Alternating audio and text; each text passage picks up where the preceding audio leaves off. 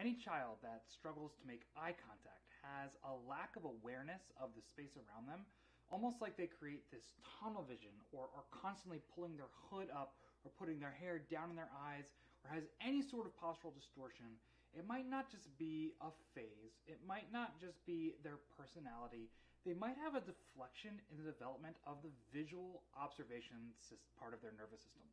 So the way that vision typically develops in our nervous system is that babies will start by using their peripheral vision, and by about 3 months they'll start to use more of their central vision. So what this looks like in a child up to 3 months old is typically they're not going to be really tracking things as well, they're not going to be really making a lot of eye contact, they're kind of just looking around and using a lot of that periphery, and they can start to make more direct communication, direct eye contact by about 3 months old. Over time, we develop the most efficient way to use this visual part of our brain, which is where we can actually toggle between both the central and peripheral vision. So classically, in a child who exhibits symptoms of autism spectrum disorder or experiences a traumatic brain injury, what we'll often find is a child who's stuck in this peripheral vision, okay?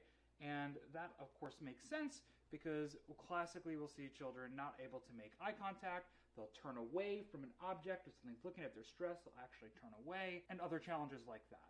Whereas a classical ADHD presentation is just the opposite. They'll typically get stuck in central vision, okay, which is almost like they create this tunnel vision for themselves. They can really only focus on one item at a time, and they have almost this complete lack of awareness of what's happening in the space around them. So obviously we don't want children over time to just be in central. We don't want them to just be in peripheral. This is the exact reason we need to be able to toggle between both. So I'll give you a perfect example of what this looks like. When under stress, and even though I've done so much work on this to help, when I'm under stress, personally, I tend to collapse into a central visual pathway and almost ignore everything around me. I mean, you can ask my wife. When I get stressed, I go into this tunnel vision and I lose things like my car keys. I lose my wallet. I never know where everything is, how many belts I lose.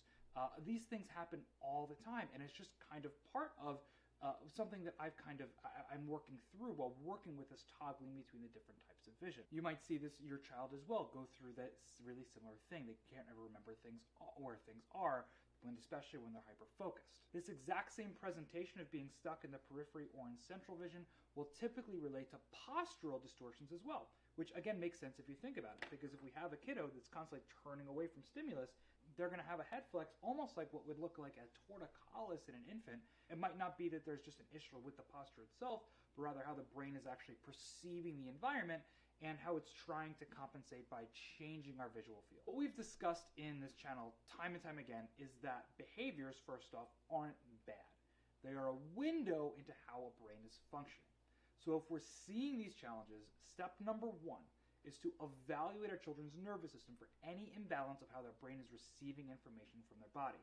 The best person to do this is a specifically trained neurologically based chiropractor who's going to look and analyze using research-based scans to assess how their nervous system is adapting to physical, chemical, emotional stressors and put together specific and gentle adjustments to correct that, to let the brain better receive input from the body, which helps our kiddos get out of a stressed out, wound up fight or flight state. That fight or flight is really important because our bodies can't be in both growth and defense at the same time. And if we're just trying to get through the day, there's no possible way that we're going to be able to grow and develop on the developmental trajectory that we want and that we expect. Step number two is to evaluate their development to determine what developmental tools they're going to use to socialize, engage, and learn in their world. So when in a child who really struggles with this central and peripheral vision, what we'll oftentimes see is that they will struggle with the most complex tool that we assess for, which is their visual cognitive system. Okay? But what's really important to remember is that this visual cognitive system is a stepping stone. It is the most complex stepping stone that our children go through on their pathway to using the most efficient tools. When they were baby, the tools that they used were their primitive reflexes. And from there, they developed into what we call movement and touch, classically, which you may have heard referred to as gross motor and fine motor development. From there, they moved into auditory verbal processing, which is classically referred to as expressive or receptive language. That's not the whole picture, but that's a big part of it. And then we're talking about this visual cognitive piece. So if we're seeing challenges in our children with this peripheral and central vision and toggling, it's important that we don't just dive into just working with the visual fields right away. We need to assess to make sure that their nervous system, A, is ready for it. That's step one. And then B, we've hit all the stepping stones in the process as well. Once we've assessed number 1 and 2, step number 3 is start to employ strategies with brain-based games and exercises at home to be able to help our child really be able to decrease the stress and demand that their nervous system is not ready for. Now, this can look a number of different ways. A really easy way is to try to get out of multi-step directions that involve a lot of visualization and get right into just keeping it really simple and having our kids do what's in front of them. Now, this is temporary. We want to work towards being able to do multi-step, just like we want to work towards being able to toggle from central to periphery, right? It's just going to take time to be able to get there. So what does this actually look like? Let's use the example of Johnny cleaning his room. Instead of just saying, Johnny, go clean your room, it's better for his or her nervous system to go with them, stand there and say, Johnny, describe this room in front of me. And go and just look from piece to piece and let them describe where all of the messiness is and clean that up piece by piece by piece. Now, I know that this is hard. I know the easy route in the short term is just to ignore the problem or to just say, Johnny, go clean your room and get frustrated and just throw our hands up and say, he doesn't listen. But remember, Johnny is trying to tell us something if we're stuck in this place, right? So by taking this step back now, going the hard way, it's going to pay massive dividends in the long run for you and your child who's struggling with this piece of development. And if you're here on this channel, I know that you're not here because you want to take the easy road. I know you're here because you want to take the right road. So when their nervous system is ready to do this work, after we've started decreasing demand, after step number 1, getting the nervous system better adapting to stress, connecting the brain and body, and number 2, working with the developmental tools, one of the other right now strategies we can start to bring is to play games that specifically involve the visual system. So like the scarf toss game. So if you've been under care in our office and we started to give you brain-based games and exercises, we probably gave you a box with juggling scarves in there. And on me right now, I just don't have one. So I'm going to use my child's blankie really quickly for an example of the scarf toss game. And I like those scarves because they're so light and they can be really a slow-moving object versus like a bean bag that's going to move really quickly. It can be more challenging on their nervous system. So what we're going to start to do is with one arm, start to just toss that scarf up and down right here and just let them track it with their eyes. What we want to pay attention to is do this until they're able to do it and really track really well.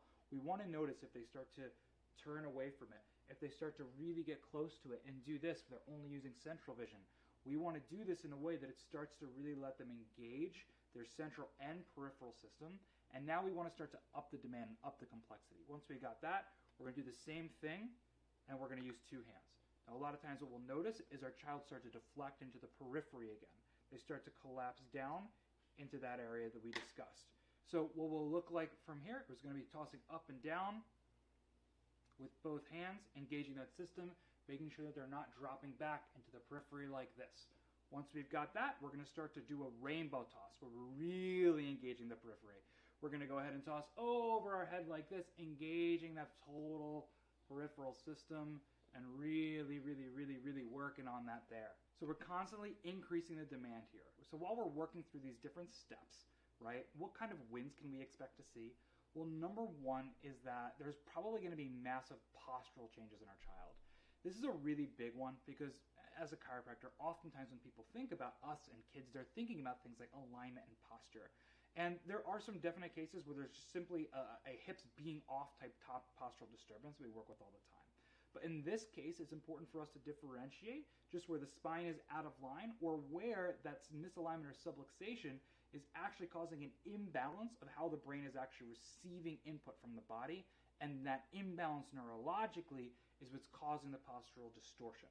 Because if we start to actually make those changes in how the brain can perceive the body, making change in these visual fields, and that postural distortion happen, well, now it's not just the posture that we're making change with, but we're actually changing how their brain perceives the environment and the space around them, which will lead to other wins. Things like decreased clumsiness and forgetfulness, as well as simply just being more aware of the world around us. This is a huge win as we start to attune to and toggle between our central and peripheral vision better. So go ahead and employ these strategies that we just discussed.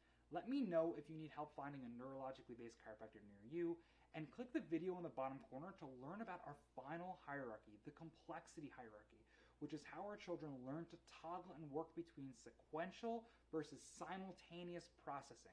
If your kiddo can only handle one thing at a time, or they freeze like a deer in headlights, that is going to be the video for you. I will catch you there.